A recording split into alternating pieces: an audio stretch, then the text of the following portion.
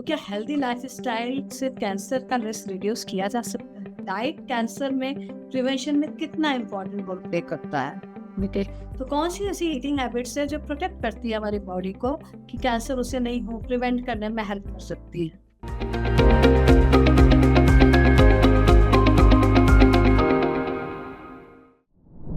तो hello everyone, welcome to the next podcast of Healthify institute. So let's see India. So आज की जो हमारा टॉपिक है थोड़ा सा डिफरेंट है और एग्जैक्टली मैं ये बोलूंगी कि ये थोड़ा सा प्रोवोकिंग है कि cancer doesn't start in one day. कभी कैंसर एक दिन में स्टार्ट नहीं होता है। और जब लोग कैंसर की बात करते हैं तो लगता है अभी तो सब ठीक था, एकदम से कैसे हो गया। पर तो क्या लगता तो है कि ये डिजीज है, अभी स्टार्ट हुई, पर नहीं, ये कहीं ना कहीं बहुत दिन पहले से स्टार्ट हो चुका होता है आपके अंदर। और इसके लिए आज हमारे पास बात करने के लिए है, to help us understand this better we have to join doctor dietitian Rafia Farah, a holistic doctor and registered dietitian practicing in India as well as in UAE. So welcome Rafia to this podcast of Let's Heal India through Healthify Institute. How are you, Rafia? I am fine, ma'am. Thank you so much, ma'am, for such a wonderful introduction. मुझे यहाँ invite किया आपने, बहुत बहुत शुक्रिया आपका। आज का टॉपिक बहुत cancer does not start in one day बहुत इम्पॉर्टेंट है। मेरा मानना है कि हेल्थ सिर्फ मेडिसिन से नहीं बल्कि हमारी डेली लाइफस्टाइल से, चॉइसेस से, हेल्थी चॉइसेस से, nutrition, sleep, stress management, movement और इमोशनल वेलबीइंग से भी शेप होती है। आज से जब इस बात पे हम डिस्कस करेंगे आज, तो कैसे छोटे छोटे डेली हैबिट्स हमारी लॉन्ग टर्म हेल्थ को इम्पैक्ट करता है और प्रिवेंशन इम्पॉर्टेंट है, ये सब हम बात करेंगे। और thank you so much once again, I am really happy to here, looking forward to this discussion. Great, Rafia. And we know, and I want to share this with the audience as well as कि Rafia is working as a holistic nutrition, Ayurveda के साथ naturopathy and lifestyle को manage करके लोगों की help कर रही है उनको ठीक होने में। And she had guided individuals with autoimmune diseases, hormonal imbalances, obesity, digestive disorders, fatty liver, diabetes, cancer, autism, ADHD, and other chronic health concerns. Wow. Rafia, very nice. So, again, welcome to be here. So, my first question with you is, आप cancer को holistic perspective से कैसे देखते हो? मेरे हिसाब से cancer को सिर्फ एक डिसीज के रूप में नहीं बल्कि एक कॉम्प्लेक्स हेल्थ कंडीशन के रूप में देखना चाहिए। हर कैंसर अलग होता है, उसका पीछे का फैक्टर हो सकता है जैसे कि जेनेटिक हो गया, एज, एनवायरमेंटल, इन्फेक्शन और लाइफस्टाइल डिसीज। हॉलिस्टिक प्रोपेसिटीज जैसे कि उसमें हम सिर्फ डिसीज पर फोकस नहीं करते हैं बल्कि पूरे इंसान पे फोकस करते हैं, उनका nutrition, sleep, emotional wellbeing, physical activity, mental और ओवरऑल क्वालिटी ऑफ लाइफ और एनवायरनमेंट के बीच का इम्बैलेंस का रिजल्ट हो सकता है। तो हम सिर्फ डिसीज को नहीं देखते हैं बल्कि उस इंसान की पूरी हेल्थ जर्नी को समझने की कोशिश करते हैं। सबसे इम्पॉर्टेंट बात यह है कि प्रिवेंशन और अर्ली डिटेक्शन दोनों बहुत ज़रूरी है। जितना जल्दी हम हेल्थी लाइफस्टाइल अडॉप्ट करते हैं, रेगुलर हेल्थ चेकअप करवाते हैं, उतना ही हम अपनी लॉन्ग टर्म हेल्थ को बेटर सपोर्ट कर सकते हैं। Great, very true, dietitian Rafia. Dietitian Rafia, ये शेयर करूंगी कि आपको पेशेंट्स में कौन से कॉमन लाइफस्टाइल पैटर्न्स दिखते हैं कि उनको कैंसर मतलब हो सकता है, ऐसे कौन से लाइफस्टाइल पैटर्न मिलता है? ऐसा बहुत सारा लाइफस्टाइल पैटर्न है उनके, जिसमें हो गया स्ट्रेस हो गया, उनका स्लीप पैटर्न हो गया, उनका इमोशंस पैटर्न हो गया, ये सभी भी दिखने को मिलता है उनका। जैसे आजकल के जो लाइफस्टाइल है, प्रोसेस फूड हो गया, एक्सेसिव लो फिजिकल एक्टिविटी हो गया, डायरेक्ट केमिकल एक्सपोजर हो गया, कॉस्मेटिक प्लास्टिक्स यूज हो गया, या फिर लेट नाइट स्क्रीन टाइमिंग हो गया, ये सभी फैक्टर्स मिला के हमारी बॉडी के बायोलॉजिकल क्लॉक को डिस्टर्ब करता है और इसके रिस्क बढ़ा देता है। ओके, तो ये सब चीजें ध्यान रखना जरूरी है।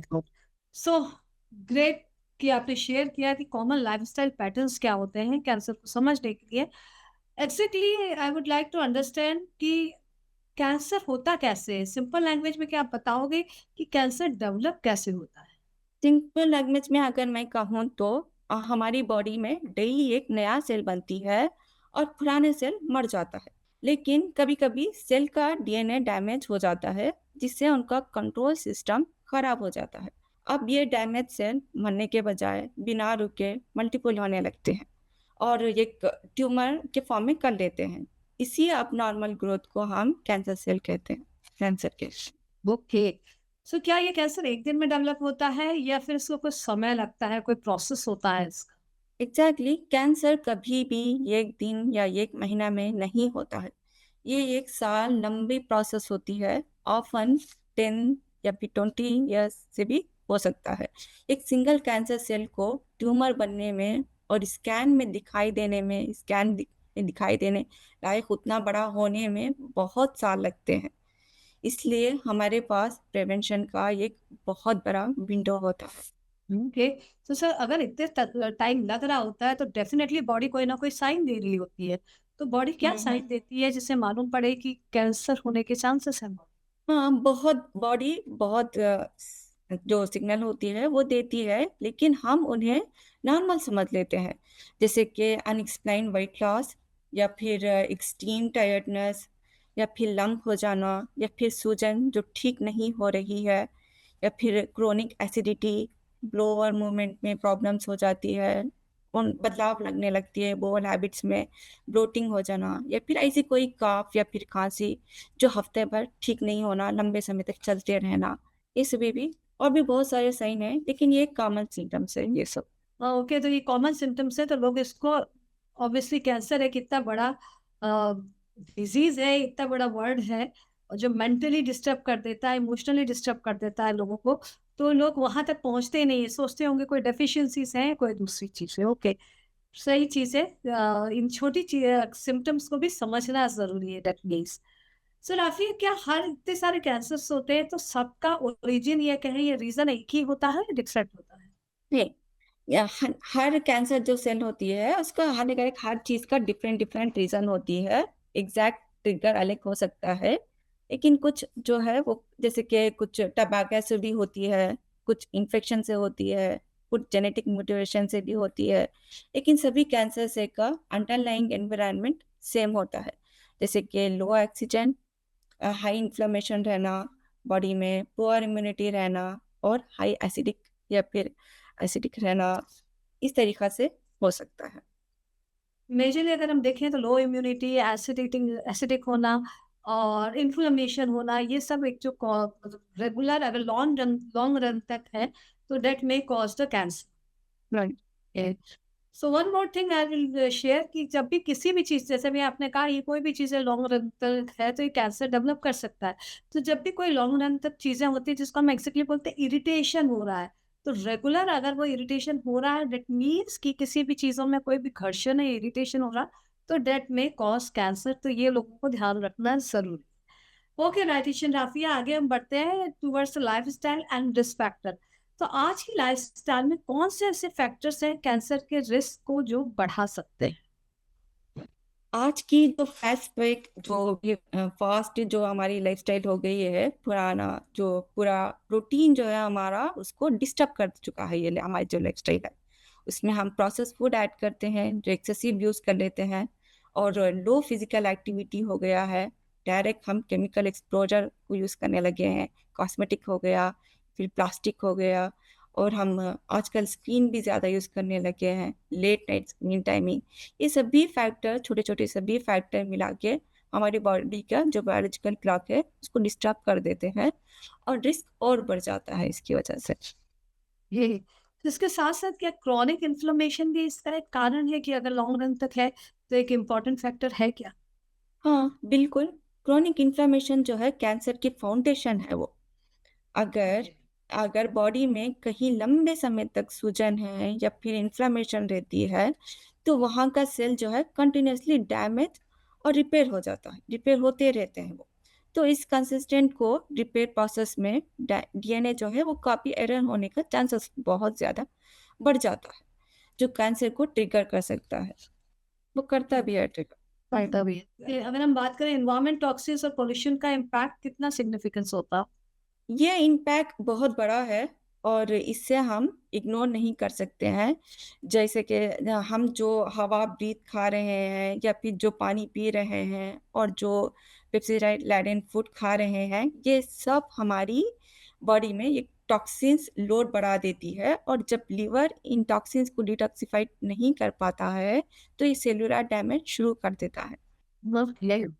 सो अब हम बात करते हैं एग्जैक्टली इसके प्रिवेंशन पे और रूट कॉज पे। तो मेरे पास जो क्वेश्चन है आपके लिए, होलिस्टिक हेल्थ का पर्सपेक्टिव से बॉडी कैंसर जैसी डिजीज तक पहुंचती कैसे है? बॉडी तभी कैंसर तक पहुंचती है जब उसको नेचुरल डिफेंस मैकेनिज्म जैसे immune system, DNA repair pathway और डिटॉक्सिफिकेशन ऑर्गन फेल हो जाते हैं। ये तब होता है जब सेलुलर लेवल पर इंटरनल स्ट्रेस बहुत ज़्यादा बढ़ जाता है और अपना बॉडी अपना बैलेंस होमोसिस्टिक जो है वो मेंटेन नहीं कर पाती है, तब होता है। ओके, तो क्या chronic inflammation and low immunity, ये पुअर इम्यूनिटी, ये दोनों का कोई आपस में कनेक्शन है? जी, बेशक दोनों का बहुत गहरा कनेक्शन है। जब बॉडी में क्रोनिक इन्फ्लेमेशन होती है, तो इम्यून सिस्टम हर वक़्त अलर्ट मोड पे रहता है। तो इस वजह से इम्यूनिटी थक जाती है और इम्यून जो है हमारा एग्ज़ॉशन हो जाता है। जब इम्यून सिस्टम थक जाता है, तो वो बॉडी में घूम रही होती है और जो शुरुआती कैंसर सेल होते हैं, वो वो मारना चाहती है, लेकिन वो फिरते रहती है, घूमते रहती है हमारी बॉडी में और उसको किल नहीं कर पाता है हमारा इम्यून सिस्टम। ओके, आजकल हम गट हेल्थ की बहुत बात करते हैं, तो क्या गट हेल्थ भी, ये gut health and this pure immunity, poor immunity, it also affects the body, और इससे भी क्या कोई कैंसर होने के चांसेस होते हैं, कोई रिलेशन? हाँ, हमारी 70 से 80% तक इम्यूनिटी हमारा गट पे रहती है। अगर आपका गट माइक्रोबायोम में अनबैलेंस है, बैड बैक्टीरिया ज़्यादा है, तो आपकी इम्यूनिटी ख़राब होगी और इन्फ्लेमेशन बढ़ेगा। एक हेल्थी गट सही न्यूट्रिएंट ऑब्जर्व करता है जो सेल को जो कैंसर से बचाते हैं। ओके, तो क्या हेल्दी लाइफस्टाइल से कैंसर का रिस्क रिड्यूस किया जा सकता है? Yes, absolutely. साइंस कहती है कि लगभग 70% टू 90% कैंसर प्रिवेंटेबल है। हमारा एपिजेनिक जो होती है बताती है कि भले ही आपके पास बैड जीन हो, अगर आपका लाइफस्टाइल और एनवायरनमेंट हेल्थ ठीक है, तो आप उन जीन्स को टर्न ऑफ कर सकते हैं। ओके, सो जैसे आप डाइटिशियन है, न्यूट्रिशनिस्ट है, तो क्या न्यूट्रिशन से भी प्रिवेंशन का कोई रोल है? ये डाइट कैंसर में प्रिवेंशन में कितना इम्पोर्टेंट रोल प्ले करता है? डाइट आपकी बॉडी के लिए फ्यूल है और मेडिसिन दोनों का काम करती है डाइट। एक सही डाइट आपको अल्कलाइन रखती है और इन्फ्लेमेशन कम करती है और इम्यून सेल्स को ताकत देती है कि ताकि वो आप नॉर्मल सेल से लड़ सके। ओके, तो कौन सी ऐसी ईटिंग हैबिट्स है जो प्रोटेक्ट करती है हमारी बॉडी को, कि कैंसर उसे नहीं हो, प्रिवेंट करने में हेल्प कर सकती है? जैसे कि रेनबो डाइट हो गया, अलग अलग रंग की सब्जियां खाना, फल खाना, क्योंकि हर रंग में एक अलग प्रोटेक्टिव फाइटोन्यूट्रिएंट होता है जो हमें हेल्प कर सकता है कैंसर सेल को ये करने में। और जैसे कि होल फूड हो गया, जो चीज़ जैसी नेचर से आती है उसे उसी तरीक़ा से खाया जाए, उसको प्रोसेस ना करे, उसको अनप्रोसेस फूड ना खाए उसको। फिर मतलब उसको प्रोसेस करके खाना वो नहीं, वो ठीक नहीं होती है। फिर माइंडफुल ईटिंग हो गया, चबा चबा के अगर हम खाएंगे खाना को तो वो डाइजेस्ट होगा, ओवर ईटिंग से भी हम इससे बच जाएंगे। ओके, जैसे आपने प्रोसेस्ड फूड की बात की, तो प्रोसेस्ड फूड के साथ साथ शुगर है, अल्कोहल है, इसके लिए आप लोगों को क्या एडवाइस करोगे इनको देखकर? बेशक ये जो भी चीज़ें हैं, ये जितना दूर रहे हम उससे उतना ही अच्छा रहेगा हमारे लिए। जैसे कि शुगर है, शुगर कैंसर सेल का फेवरेट फूड है। ये इन्फ्लेमेशन बढ़ा देता है। और प्रोसेस्ड फूड हो गया, इन्हें हार्मफुल प्रिजर्वेटिव्स और ट्रांस फैट होते हैं इसमें, तो ये भी हमारे लिए बहुत हार्मफुल होती है। और जो अल्कोहल हो गया, ये एक प्रोवन कार्सिनोजेनिक है जो लिवर को हमारा डैमेज कर देता है और टॉक्सिसिटी और बढ़ जाती है इससे। ओके, हमने ये तो देखा, ये तो बात की कि क्या क्या नुकसान करता है, पर अगर हम बात करें होल फूड्स की, एंटीऑक्सीडेंट्स की, तो ये कैसे हेल्प करते हैं? क्या बेनिफिट्स हैं इनके? हाँ, ये रियल और साइंटिफिकली प्रूवन बेनिफिट्स होती है इसकी कि एंटीऑक्सीडेंट हमारी बॉडी में फ्री रेडिकल जो सेल को डैमेज करता है तो उसको न्यूट्रलाइज करते हैं। सो होल फूड से मिलने वाली विटामिन और मिनरल सेल्स की ऑटोमेटिकली रिपेयर पावर को बूस्ट कर सकते हैं। ओके, सो हमने न्यूट्रिशन की बात की या न्यूट्रिशन के थ्रू प्रिवेंशन की बात की। अब हम बात करते हैं एग्जैक्टली अपनी डाइट, एग्जैक्टली डेली हैबिट्स पे या लाइफस्टाइल पे।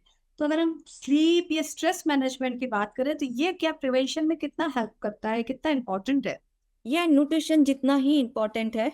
जब हम डीप स्लीप करते हैं ना तो हमारी मेलेटोनिन प्रोडक्शन होती है और जब बॉडी जब रात में सोती है वो तो नाइट में हमारी क्लीनिंग चलती है, कैंसर सेल को ढूंढ कर वो मारती है।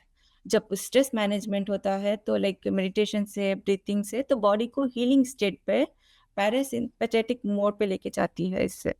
ओके, इसमें भी तो क्या अगर हम बात करें कि एक्सरसाइज और मूवमेंट का भी इसमें कोई रोल है? हाँ, बेशक एक्सरसाइज करने से हमारी ब्लड सर्कुलेशन बढ़ता है और सेल्स को ऑक्सीजन मिलता है। कैंसर सेल को ऑक्सीजन से डरते हैं वो। साथ ही मूवमेंट से हमारी लिम्फेटिक सिस्टम एक्टिवेट होता है जो बॉडी के सारे जो भी कचरे हैं उसको निकाल फेंकेगा और टॉक्सिन्स को बाहर निकाल देगा वो। ओके, अभी थोड़ी देर पहले आपने माइंडफुलनेस की बात की थी, माइंडफुल लिविंग की, माइंडफुल ईटिंग की बात की थी। तो क्या नेचर, सनलाइट और ये माइंडफुल लिविंग की बात करें तो ओवरऑल हेल्थ को कैसे सपोर्ट करता है? बिल्कुल करता है। सनलाइट से हमें विटामिन D3 मिलता है जो एक पावरफुल इम्यून मॉलिक्यूलर होता है जो कैंसर रिस्क को ड्रास्टिकली कम करता है वो। नेचर के साथ टाइम स्पेंड करने से हमारा स्ट्रेस हार्मोन तुरंत ड्रॉप होने लगती है। Okay. ऐसी हमें ऐसी कौन सी ऐसी हैबिट है जो हमें अडॉप्ट करनी चाहिए, जो हेल्पफुल हो हेल्थ के लिए भी और कैंसर के प्रिवेंशन के लिए भी? हमें सुबह उठ के कम से कम 10 to 15 मिनट सनलाइट लेना चाहिए, सनलाइट थेरेपी करना चाहिए हमें। दिन भर में हमें कम से कम 8 से 10 गिलास पानी ज़रूर पीना चाहिए। एटलीस्ट 30 to 45 मिनट की फिजिकल एक्टिविटी या फिर कोई भी वॉक या फिर कोई भी एक्सरसाइज जो भी आपको पसंद है, yoga, cardio, high intense workout, Pilates, जो भी आपको पसंद है वो करें आप। रात को जल्दी खाना खाएं और स्क्रीन को सोने से 1 घंटा पहले कम से कम बंद करने की कोशिश करें। ओके, तो ये अगर चीज करेंगे तो हेल्दी रहेंगे और कैंसर से प्रिवेंशन की भी चांसेस है कि हमें कैंसर ना हो किसी पर्सन को। ओके, डाइटिशियन काफी है। आगे बढ़ते हैं हम कुछ मिसकंसेप्शन एंड मिथ को लेके। तो क्या कैंसर सिर्फ एक जेनेटिक्स की वजह से होता है? नहीं, ये सबसे बड़ा मिथ है। सिर्फ 5 to 10% cancer he purely genetic होते हैं। बाकी के 90% केसेस में हमारी लाइफस्टाइल, एनवायरनमेंट, डाइट, एपिजेनेटिक्स की वजह से होता है। जीन्स सिर्फ ये एक गन लोड करता है लेकिन लाइफस्टाइल उसका ट्रिगर दबाता है। Okay. ये जरूरी है कि जो एक बहुत बड़ा मिथ है, हर डिजीजेस से रिलेटेड है और कैंसर से भी रिलेटेड यही हो गया कि मेजरली वो मतलब जीन्स में आपके है, पर वही जैसे आपने कहा ना कि इसको ट्रिगर तभी जब आएंगे जब आपकी लाइफस्टाइल सही नहीं होगी या आपकी एनवायरनमेंट ठीक नहीं होगा, तो वो आपके कैंसर को ला सकते हैं। आपकी बॉडी में कैंसर जनरेट हो सकता है, बढ़ सकता है। जीन में हो या ना हो उससे उतना मतलब नहीं है। Lifestyle and environment plays a major role. Okay, so अगर कई लोग ये बोलते हैं मुझे तो कोई सिम्टम नहीं है, सब कुछ नॉर्मल है, तो ये कितना डेंजरस है राशि? ये बहुत डेंजरस है माइंडसेट है। जैसे मैंने पहले कहा कि कैंसर को डेवलप होने में सालों लगते हैं। जब तक स्ट्रक्चरल सिम्टम्स दिखते नहीं हैं तब तक बीमारी बहुत आगे बढ़ चुकी होती है। इसलिए हमें प्रिवेंशन और एक्टिव लाइफस्टाइल पर ध्यान देना बहुत ज़रूरी है। सिम्टम्स का वेट नहीं करना चाहिए हमें। जब सिम्टम्स आएगा तब मैं कर लूंगी अपना जो भी मेरा काम है, जो भी मेरा एक्सरसाइजेस वगैरह है मैं तब देख लूंगी। अब तो मैं अच्छी हूँ ना, अब मैं कुछ भी खा सकती हूँ। तब मैं फिजिकल एक्टिविटी कर लूंगी। ऐसा नहीं करना चाहिए लोगों को। उनको हाँ, पहले से स्टार्ट कर देना चाहिए। कम से कम 30 मिनट्स हर किसी को बच्चे हो बड़े हो हर किसी को करना चाहिए फिजिकल एक्टिविटी। और डाइट भी अच्छा रखना चाहिए। This is important. तो एग्जैक्टली आपको अपनी लाइफ स्टाइल को मैनेज करना जरूरी है अगर आप इससे दूर रह सकते। तो अगर हम बात करें लोग प्रिवेंशन के नाम पर कौन सी ऐसे सबसे बड़ी गलती किया करते हैं? लोग सोचते हैं कि कोई एक मैजिक पिल है जो ठीक कर देगा, कोई फिर कोई सप्लीमेंट्स में ले रही हूँ तो सप्लीमेंट्स में ले लो, और कोई भी एक super food, specially super power food जो आजकल बहुत सारे हैं, यूट्यूब वगैरह और इंस्टाग्राम वगैरह में भी दिखाया जाता है। तो अगर ये एक फूड ले लूँगी ना मैं, तो मैं कैंसर से बच जाऊँगी। बाकी मैं कुछ भी करती रहूँ, जंक फूड खाते रहूँ, फिजिकल एक्टिविटी ना करूँ, तो भी लोगों का ख़यालात ऐसी है कि वो ऐसा कर लेंगे, कैंसर से बच जाएँगे। जबकि उनका बाकी का लाइफ़स्टाइल भी उतना ही इम्पोर्टेंट है। स्लीप हो गया, स्ट्रेस हो गया, जंक फूड हो गया, खराब रहता है। प्रिवेंशन कोई एक शॉर्टकट नहीं है, बल्कि एक डेली कमिटमेंट है। Okay, exactly. जादू नहीं है, आपको रोज बात करना पड़ेगा अपने आप पे, बिल्कुल सही। It's not magic. ओके, अब हम बात करते हैं, ऐसा कोई केस आपने जो आप शेयर कर सकते हो, कोई ऐसा केस एक्सपीरियंस जैसे प्रिवेंशन की इम्पोर्टेंस को एग्जैक्टली हाईलाइट कर सके। मेरे पास एक पेशेंट आए थे जो कॉर्पोरेट में बहुत हाई पोजीशन पे काम करते थे। उनका डाइट तो ठीक था, लेकिन उनका स्ट्रेस जो है वो एक्सट्रीम था, और स्लीप सिर्फ 4 घंटे की करते थे। लेकिन उनका जो अर्ली स्टेज कैंसर जो है वो डिटेक्ट हुआ था। जब मैंने उन्हें थेरेपीज़ दिया, डाइट के साथ अपना स्ट्रेस मैनेजमेंट करने के लिए मैंने उनको कहा, उनको गाइडेड मेडिटेशन वगैरह दिया, ब्रीथिंग एक्सरसाइज़ेस सिखाया, और मैंने कहा कि कम से कम आपको 8 घंटा सोना शुरू कर दीजिए। तो उनका थोड़ा इमोशनल बैगेज रिलीज़ हुआ, तो उनकी रिकवरी में थोड़ा फ़ास्ट होने लगी उनका। ओके, तो उस जर्नी से एग्जैक्टली मैं बोलूँ तो आपकी क्या लर्निंग है, क्या मिला? लर्निंग यही मिला कि आप चाहे कितना ही अच्छा खा लो, कितना ही अच्छा कर लो, अगर आपका मन शांत नहीं है और आपकी बॉडी को रेस्ट नहीं मिल रही है, तो बॉडी हील नहीं कर सकती है। बैलेंस हर लेवल पर चाहिए, फिज़िकली भी और इमोशनली भी और मेंटली भी। प्रिवेंशन हमेशा ट्रीटमेंट से आसान और बेहतर होती है। Very true, very true. So अब हम बात करते हैं कुछ एक्शन लेने की। तो अगर हम एक्शनेबल स्टेप्स की बात करें, अगर किसी को अपनी हेल्थ को प्रोएक्टिवली प्रोटेक्ट करना है, तो ऐसे कौन से 5 स्टेप्स हैं जो उसे शुरू करने चाहिए? ईट रियल फूड खाना चाहिए, पर जैसे कि पैकेज और प्रोसेस फूड को रिप्लेस करके फ्रेश, सीजनल और होल फूड लेना चाहिए। और अपना स्लीप जो है वो बेटर करना चाहिए। रोज़ रात को कम से कम 10 से 11 बजे तक सो जाना चाहिए, और 7 से 8 घंटे की गहरी नींद लेना बहुत ज़रूरी है। ये टाइम ही हमारी बॉडी रिपेयरिंग मोड पे होती है। और हमें डेली मूवमेंट करना चाहिए, किसी भी तरह का एक्सरसाइज हो गया, जो भी आपको पसंद है, yoga, Pilates, high intense, simple, tai chi, जो भी एक्सरसाइजेस है वो कम से कम 30 टू 40 मिनट्स करना चाहिए। हाइड्रेट, डिटॉक्स, दिन भर खूब पानी पिया करें, और केमिकल बेस्ड प्रोडक्ट जो भी है उससे यूज़ कम किया करें, और अपना स्ट्रेस भी मैनेज किया करें। रोज़ 10 टू 15 मिनट्स प्राणायाम हो गया, डीप ब्रीथिंग हो गया, जैसे कि मेडिटेशन हो गया, कोई भी नेचर में वॉक करना ही क्यों ना हो गया, ज़रूर किया करें। ओके, अच्छा रफ़ी, अगर हम बात करते हैं कि हेल्दी ईटिंग की या हेल्दी एजिंग की एग्जैक्टली बात करें एंड प्रिवेंशन की, तो आप लोगों को क्या मैसेज देना चाहोगे?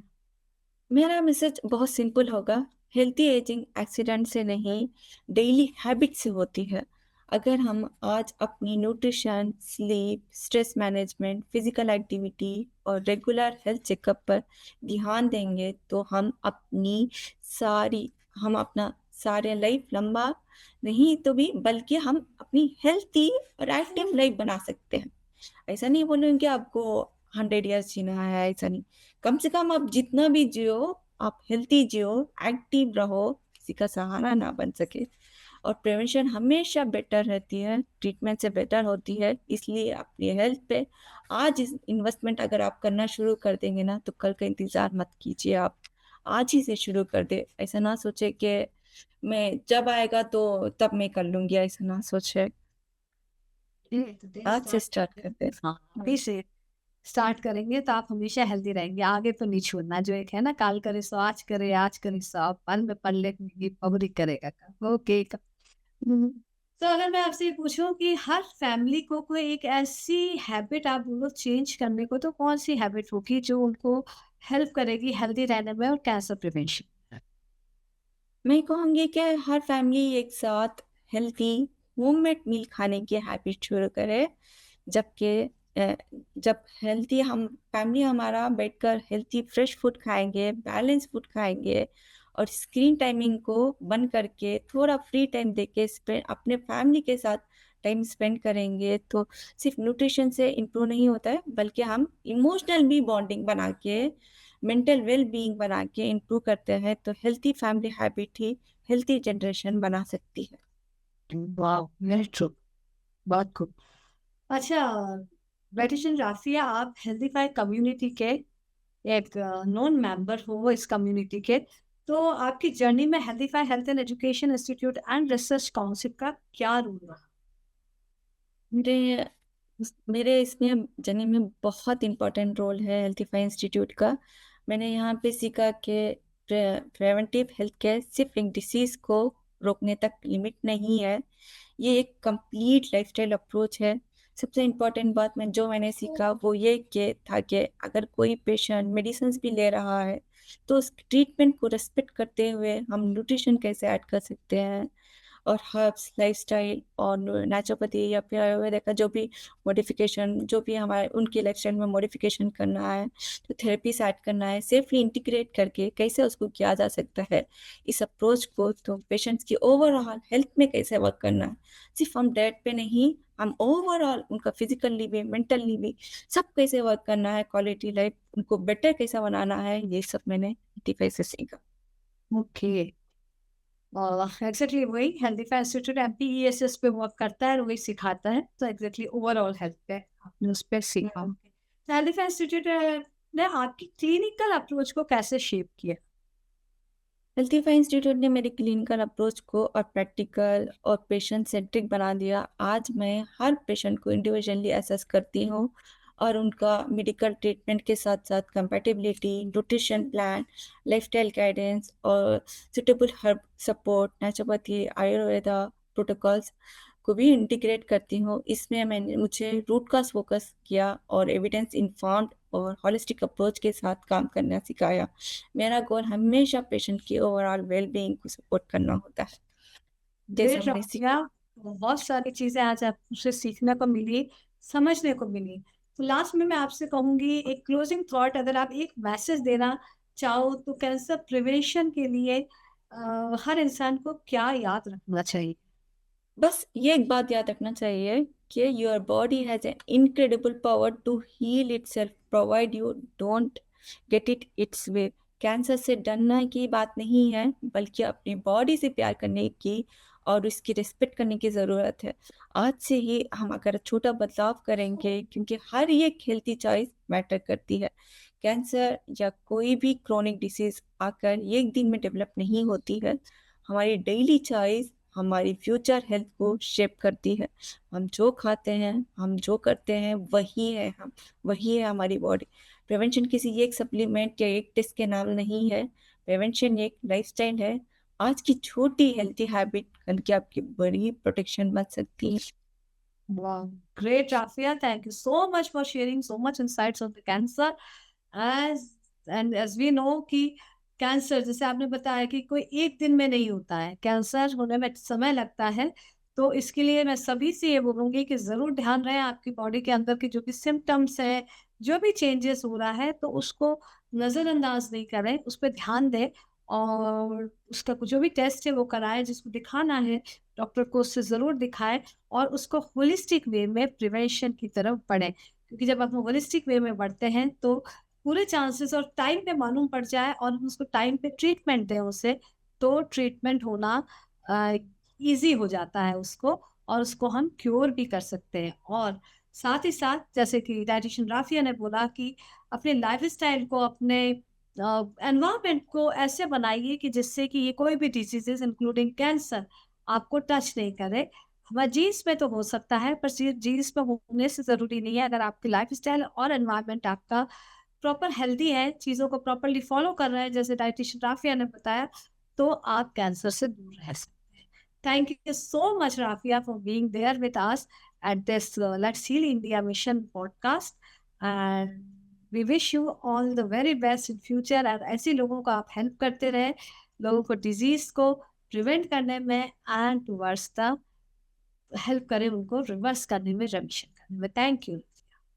Thank you ma'am, thank you so much, thank you so much ma'am.